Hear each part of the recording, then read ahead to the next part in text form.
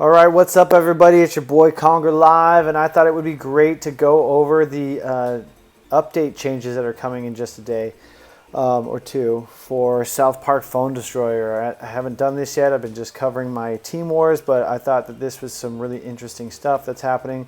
So here we are on the forums at Ubisoft, and this is the post from Toller. Showing us the weekly timetable like he always does, but of course something is missing. It is the challenge event, because they're now going to be calling it the chaos mode, right?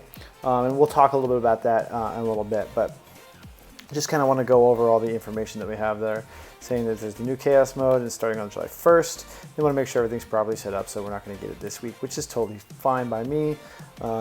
Sometimes I don't really like those modes because there's a lot of different cards or decks I have to build that I'm not really comfortable using, but it is definitely a fun way to mix things up. But they are letting us know what's going to be coming up on Monday, the 48-hour Big Mesquite Murph event. So these are the cards that you want for that. And then also the Dark Angel Red banner or battle pass coming out. And then so there's the Dark Angel Red event, which of course we get the new Dark Angel Red, which we're going to talk about here. And all these other great cards that we can use. So Dark Angel Red, this is really the reason why I wanted to make this video. She looks like an amazing card to add to the Mystic set. Now she's an epic Ranger, and let's just take a look. Yeah, let's take a minute. Admire that art. Look at how she looks. Dark Angel, she can be throwing roses. And at long last, the Dark Angel Red card can be part of your deck. She's a really fun new card with a very interesting set of skills. I think you'll find she's a great addition to the Phone Destroyer, and I can't wait to hear your thoughts. Here's how she can be played. She's an epic, mystical ranged card with an energy cost of 3. Only 3. Now, she doesn't have a huge hit point pool or damage pool, but her Warcry ability kills the nearest ally that costs 5 or less with no self-revive, and respawns its card, so with the no self-revive, she's not going to kill and bring back Jesus. So you don't have to worry about that. You're not going to kill your Jesus and have that kind of be refreshed, right? But she can revive a card that's already on the battle. She sacrifices it and re-revives it. So what this means is that it's going to respawn the card. So for example, if you want to replenish the health of a card on the battlefield, you can play Dark Angel Red to sacrifice their remaining life and come back at full strength. I like playing Mystical and Fantasy. That's my core deck. So my question is, am I going to be able to kill off my Executioner Slave, have it summon 3 cocks, and then have him come back instantly, being able to summon more cocks? Like, that's kind of where I see myself using this. But there's tons of other options too. Like, one of the things it says here, she can also revive the whole card of a sacrifice unit, which means if she sacrifices a unit from a swarm, like a rat or a gnome or a pigeon, she will bring back the whole swarm for the price of only 1 unit. So I'm very excited to see what kind of strategies players will come up with her. But I definitely see her being very useful with tank cards, high cost tank cards, like the Executioner Slave. Anything else that would be expensive that's going to be used as a tank. Any of the Cartmans except for GWC would be a great way to use this card, in my opinion. Also, if the Death Rattle thing triggers by her doing the sacrifice, someone like, is Officer Barbrady a 5 cost or is he a 6 cost? I haven't used him in ages. So that's really exciting. I'm really excited about that coming out. I hope you guys are excited about that. So that's something I'm probably going to be adding to my deck. I'm not sure what I'm going to have to take out to put it in. I love Rangers, so we will see. Of course, I actually recently just clicked on Discord, but I was not able to join. So the other thing I want to talk about is the new Battle Pass, which is the Red Battle Pass. They've made some changes to the Battle Pass, which I think are exciting for the most part. So the Battle Pass is now every month instead of being like this 65-day, like 2.5 month, or what was it, like a 9-week or something like that is what it was before. So we're going from 60 down to 35 tiers. And instead of having like 65 or 70 days, you get 30 days to do 35 tiers. But because it's less, it's costing half the amount. Instead of 1,000 carbon cash, it's only 500. But battle tokens will no longer exist. Instead, the tiers will be unlocked by breaking phones. 10 to be specific. So some people think that this is malarkey. But the nice thing about this is you can basically keep playing until you unlock the tiers.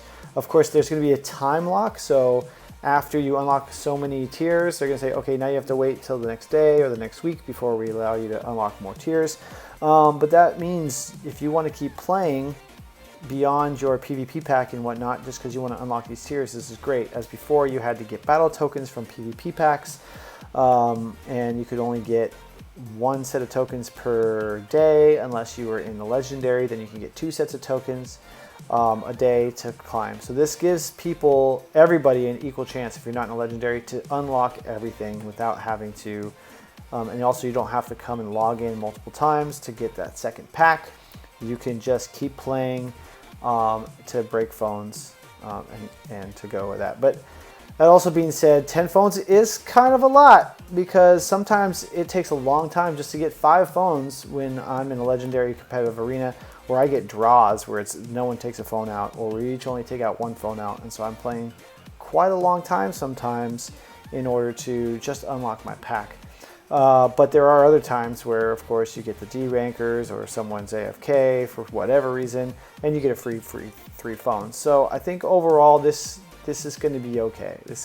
It may seem like a lot at first, but also if you're playing and unlocking 2 PvP packs a day, you're going to get a tier a day, and you can probably do a couple more than that since it's 35 over 30 days. The other thing is if you're impatient or you've been away from the game for a week or something, you can just pay 150 cash to skip. And since it's cheaper, and you do get some prizes in there, some cash, if you hoard your cash like I do, I only use them for very specific locker unlocks, and of course this battle pass, you should have no problem having that cash. So if you've missed some days at the end of the month, you can go ahead and pay for the rest of the tiers if you don't have the time to play to unlock them. So that's another like pay to play, pay to win kind of opportunity here, which I think is really great that they're doing this for players.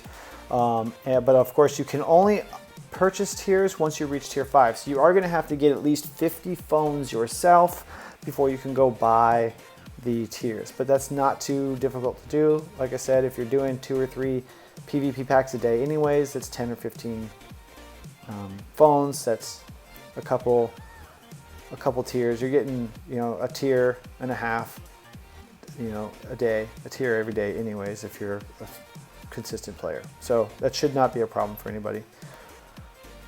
So pretty exciting stuff. Here's where it mentions you can catch up. You can't get the in-game timer, but that should not be a problem for most people. It's like, oh, okay, I can't do anything. Let me go off and do something else, right? So, and then of course here also they talk about the bugs fixes. Manbear Pig having an issue with his attacks registering against a new kid that had just lost a phone. This should no longer be an issue. There's some audio muted cards that they should now be making their noises again. And then taking care of some Wonder Tree Tornado. It wasn't pulling your opponent's card incorrectly, so now they'll be pulled into the center of the tornado as they enter the tornado. And they're working on some other stuff back in the back screen. So that's it from Toller. But there's a couple other tabs I have open here, so I want to go ahead and top it. Here's the more details about the Battle Pass. I'm not going to read all this. You guys can go here and read it yourself. But this is the list of the prizes that you're going to get from a 500 Cartman Cash Battle Pass. You're going to get 200 of your Cartman Cash back. Excellent. You get 11,000 coins, 8,000 PvP tickets, 360 bronze materials, 160 silver materials, and 84 gold materials. You're also going to get 4 silver shop packs, 2 gold shop packs, 2 rainbow shop packs, 8 legendary chance packs from the shop packs listed above. So you're not guaranteed any of these legendaries, but you have a chance to get up to 8 legendaries, but you are also guaranteed 4 legendaries from the legendary packs. So you can get up to 12 legendary cards in one 500 cash battle pass. That is amazing. The value is huge right here, especially because when you go to buy a legendary card that's in the shop, they want 2,000 Cartman Cash. Well, you get 4, guaranteed 4 for 500. That's only 125. And of course, if you ever get lucky to have a legendary locker, spend every single Cartman cash you can do it. I think it's like 167 or 172 or something. I forgot the math. But in order to buy all 10 lockers, 2 plus 5 plus 10 plus 15 plus 25 plus 40 plus 60 or something like that, maybe. That's how it all adds up. But it's definitely worth it to buy the lockers until you unlock there. But this here is probably the best value for legendary cards in the game. So I'm really excited about this overall. And another note here is about the Chaos mode. So the hamster's out of the bag. Chaos mode is almost here. You'll find that Professor Chaos has conquered Don King Butters and has taken over the weekly event known as Challenge Mode. So now it'll be known as Chaos Mode, and it's not just a name change though. There are some cool things that are coming. So let's talk about those. The overall run is the same. 3 losses and you're out, or a total of 12 wins possible. And the first run is free, with subsequent running costs only 15 Cartman cash. This is another good place to spend your Cartman cash if you really like playing this mode, especially because when you reset the mode, you also get to reset the prizes that you get within the mode. And you're always going to run away with a loot pack, even if you don't win any matches, which is new. You didn't always have that before. You'd spend 50 cash and you lost 3 in a row, you didn't get anything. Well, now you get at least 1 pity pack, right? Which is nice. And there's no more opening 12 small packs every time. You open a big pack at the end, which is also kind of nice because some people like to wait and then open it all, or some people just can't wait. Now we all just have to wait. You either finish your run and you do really well, or you don't do so well. But either way, you get a pack at the end with either a little or a lot of cards. And then you're guaranteed an epic card at win 6 and win 12. So if you win 6, you're guaranteed at least 1 epic, and if you do full 12, you're guaranteed 2 epics. Guaranteed epics, it'd be nice to see like guaranteed legendary at 12 wins, because let's be honest, getting 12 wins isn't always the easiest thing to do. But if you build a good deck and you're following the rules of whatever the chaos mode is, like in the example here, it says all fighters have 2x health and increased damage, right? Then you should be able to do pretty well. Got to do some theory crafting and playing around with those. Once again, it's tournament rules, and commons are 4, rares are 3, epics are 2, legendaries are 1, unless of course the challenge text states otherwise. Okay, so just make sure that it's kind of a balanced and then you're really skill based, right? And not like the pay to win players. It gives everybody a chance to do well here. And they've also added the new filter for your deck building, which should make it easier for you to say, okay, this is going to be event cards, chaos event, team wars. So this also helps you instead of like, well, what cards are for this event or what cards are for this chaos mode? We have a filter here now, which is going to be amazing. It's going to make life a lot easier when we're trying to build those decks and trying to find the right cards. Okay, so that's all some really exciting stuff that's coming out in this big update that's coming on the 26th. So that is about everything from them. You guys can go check out what other people have commented in the forums. If you want to leave a comment here, you can.